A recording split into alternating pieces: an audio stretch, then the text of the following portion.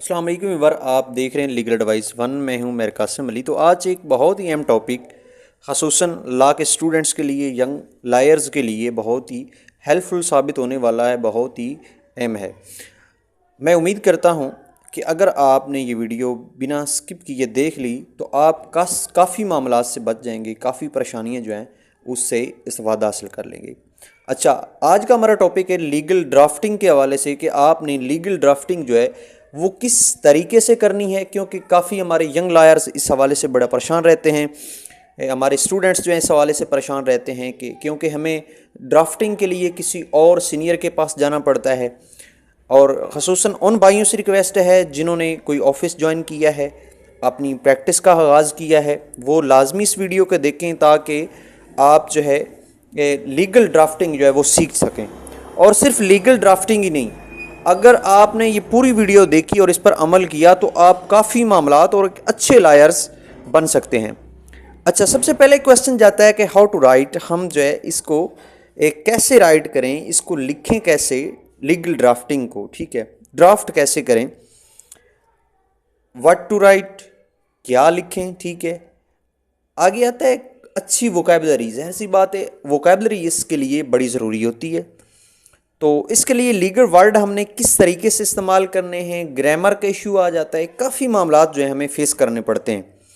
अक्सर ऐसे होता है कि हमारे जो स्टूडेंट्स हैं, लॉ के स्टूडेंट्स हैं, उनकी वोकैबुलरी जो है वो काफ़ी कमज़ोर होती है, ठीक है। सब की तो नहीं, लेकिन कुछ अहबाब ऐसे होते हैं जिनकी वोकैबुलरी जो है वो बड़ी डाउन होती है। अब उन्होंने किस तरीके से जो है अपनी इस फील्ड के अंदर, लॉ की फील्ड के अंदर कैसे अपने आप को सक्सेस करना है और ये चीज़ें सीखनी है बिना बगैर किसी के पास गए, ठीक है। ये ना हो कि आप एक इस शोबा में आ गए लेकिन आपको लीगल ड्राफ्टिंग नहीं आती और आपको किसी के पास जाना पड़ रहा है।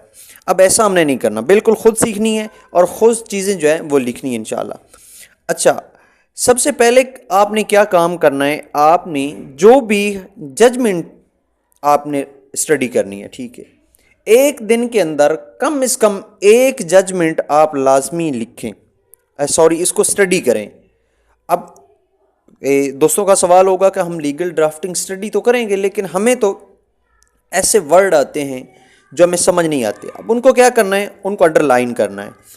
आपने स्टडी किया, जो वर्ड भी आपने पहले नहीं देखा हुआ, मीनिंग नहीं आता, उसको अंडरलाइन करें और उसको क्या करें, उसका मीनिंग निकालें, डिक्शनरी से देख लें और उसको साथ साथ लिखते जाएं।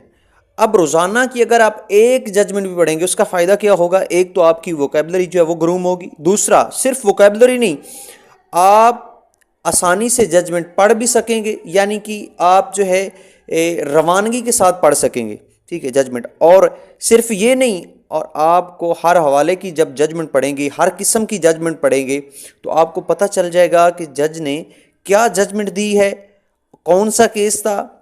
एक वकील, क्योंकि दोनों के आर्गूमेंट्स लिखे होते हैं जजमेंट के अंदर, दोनों पार्टीज़ के जो है फैक्ट्स एंड फिगर जो है वो लिखे होते हैं, ठीक है, उसको हाईलाइट किया गया होता है बड़े, क्योंकि ये जस्टिस साहबान जो हैं, जजेस जो हैं वो करते हैं और बड़े अच्छे अंदाज में करते हैं, तो बहुत कुछ सीखने को मिलता है, ठीक है। अब जजमेंट कौन सी पढ़ें, आप हाई की वेबसाइट पे लगे जाएं, ठीक है, और सुप्रीम कोर्ट की जजमेंट जो है, दोनों में से कोई एक जजमेंट निकालें और उसको स्टडी करें और उसमें जो भी मुश्किल अल्फाज लगते हैं, आपने पहले नहीं देखे हुए, नज़र से नहीं गुजरे, उनको लाजमी अंडरलाइन करें और उनको नोट करें साथ साथ। और उन पे आप ऐसा करें, दिन के अगर 10 वर्ड हैं लाजमी उनको याद करें और उनको यूटिलाइज़ करें, उनको लिखें ताकि आपको जो अच्छे तरीके से समझ आ सके, ठीक है। अब लिखना क्या है उसका, उसके अगर आप कोई ड्राफ्ट कर रहे हैं उसमें क्या चीज़ें हाईलाइट करनी होती लीगल ड्राफ्टिंग में। सबसे पहले तो आप ऐसा करें कि एक दफ़ा पूरे केस को रफ़ लिखें, उर्दू में लिखें, रफ़ लिखें। अब उसकी पूरी समझ होनी चाहिए, आप उसको समझें कि ये चीज़ क्या है, इसमें इश्यूज़ क्या हैं, उनको हाईलाइट करें, उनको अपने सामने रखें।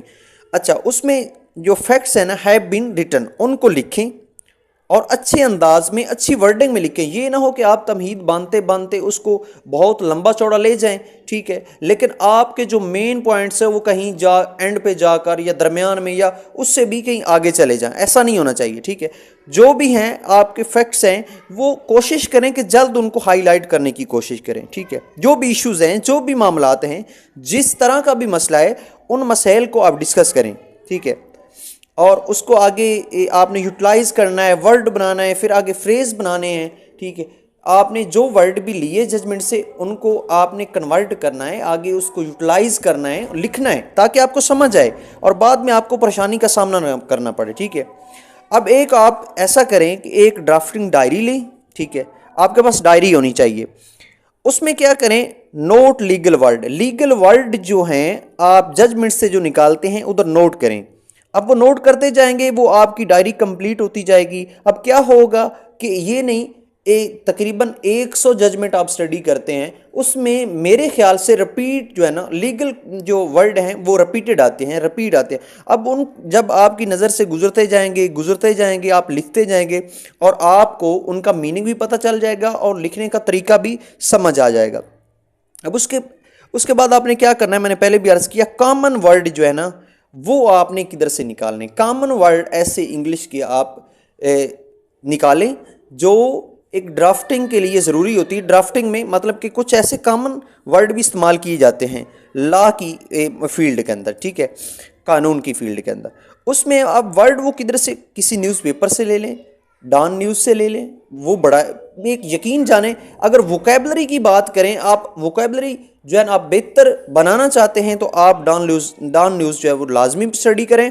उसमें क्या होता है कि रोज़ाना बेस पे वर्ड जो है वो चेंज आते हैं, रोज़ाना आपकी ग्रूमिंग होती रहती है, आप उनको अंडरलाइन करें, उनको लिखते जाएं और जजमेंट से आप जो है ऐसे वर्ड आपको सामने आते रहेंगे, आपके सामने आते रहेंगे जो बार बार इस्तेमाल हुए, ठीक है।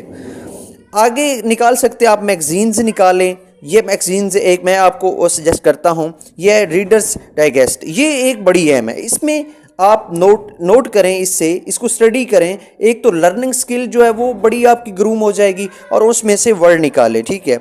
आगे आते हैं बुक रीडिंग। कोई ऐसी बुक पकड़ें, कोई भी इंग्लिश की बुक आप लें और उसको स्टडी करना शुरू कर दें। अब जो वर्ड आपको नहीं आते उसको जो आपकी डायरी है उस पर लिखना स्टार्ट कर दें, ठीक है। अब उसके बाद क्या आता है, अगर इतना भी टाइम नहीं है, लेकिन मैं ये बात नहीं करूँगा, आई एम सो सॉरी कि आपके पास टाइम नहीं है। टाइम को आपने मैनेज करना है लाजमी। अगर कुछ सीखना है तो टाइम मैनेज करना है। टाइम मैनेजमेंट बहुत पावरफुल है, यकीन जाना। अगर टाइम मैनेज करके आप किसी भी फील्ड में आप सक्सेस हो सकते हैं। अब आपने क्या करना है, आपने कोई ऑफिस ज्वाइन किया है, ज़ाहिर सी बात है आपके सर जो हैं उन जो पटिशनें फाइल करते हैं वो पढ़ी होंगी। आप ऐसा करें, रोज़ाना की 1 या 2 पटिशनें लाजमी स्टडी करें और उस वक्त भी आपके पास डायरी होनी चाहिए। अब एक तो रीडिंग स्किल होगी, दूसरी आपको पता चलेगा कि ये क्या मसला है, किस मसले पे पटिशन फाइल की गई है, और आपकी रोज़ाना बेस पे जो है ग्रूमिंग होती जाएगी। अच्छा, अब उन पटिशनों में से क्या निकालना है, आपने वही बात जो मैंने पहले भी अर्ज की, लीगल वर्ड जो है ना वो निकालने हैं, ठीक है। मुश्किल अल्फाज जो हैं वो निकालने हैं, जो इश्यूज को हाईलाइट कर रहे हैं उन वर्ड्स पे आपने फोकस करना है कि कौन सा वर्ड कहाँ पे यूज हुआ है इस मसला के लिए, ठीक है। आगे उसके फैक्ट्स लिखे होते हैं, उनमें बड़े बेहतरीन जो वर्डिंग इस्तेमाल की जाती है उनको स्टडी करें, उनको लिखें, उनका मीनिंग जानें, उनको भी डायरी पे नोट करते रहें। और एक बात बड़ी ज़रूरी है, एक पटिशन में एक बात बड़ी देखी जाती है कि आप शॉर्ट लिखें, इतना लंबा चौड़ा लेके ना जाए। मैंने पहले भी अर्ज की, शॉर्ट लिखें बट राइट, यानी अच्छा लिखें, गुड लिखें, शॉर्ट लिखें, ऐसे वर्ड इस्तेमाल करें, लेकिन इतना लंबा चौड़ा ऐसे वर्ड जो लिखने के काबिल ही नहीं है, ठीक है।